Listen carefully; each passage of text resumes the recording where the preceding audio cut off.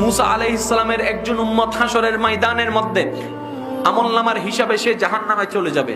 আল্লাহ পাক বলবে, হে আমার ফেরেশতা, তাকে একটু জান্নাতে দিয়ে দাও। ফেরেশতা বলবে, রব্বে করিম, গুনার পাহাড় তো বেশি, সওয়াব তো তেমন নাই, কি হিসেবে তাকে জান্নাত দিব? তখন আপনার আমার আল্লাহ কি বলছেন শুনুন, হে ফেরেশতা, আমার এই বান্দা একদিন ঘুমের অবস্থায়, ঘুমের মধ্যে কাত হওয়ার সময় একবার শুধু আমার নামটা ধরে রেখেছিল। আর একটু জোরে, একটা বার শুধু এই ঘুমের ভিতরে, ইচ্ছা করে না, স্মরণ করে না, এমনে আল্লাহ নামটা ধরে রেখেছিল। আমি আমার বান্দার সেই দিনের আল্লাহ ডাকটা কবুল করে এক পাল্লায় দিলাম, এবার গুনার পাল্লাটা অন্য পাল্লায় দে।